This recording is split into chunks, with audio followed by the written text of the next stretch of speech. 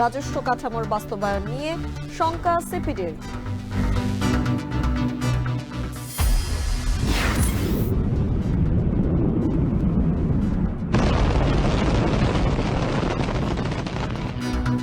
মার্কিন বোমার আঘাতে ইরানের ৩ পরমাণু স্থাপনা ধ্বংসের দাবি ট্রাম্পের।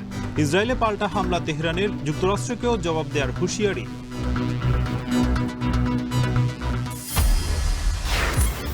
নতুন দল নিবন্ধনের শেষ দিনে আবেদন করছে এনসিপি। শেখ হাসিনা ও সাবেক ৩ সিএসসি সহ ১৯ জনের বিরুদ্ধে ইসিতে অভিযোগ বিএনপির।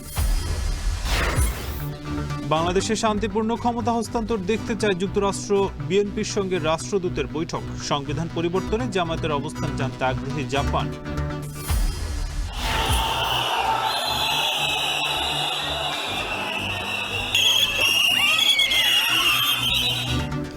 এবং শিক্ষক নিবন্ধন পরীক্ষায় বঞ্চিতদের অবস্থানে জল কামান, সাউন্ড গ্রেনেড নিক্ষেপ।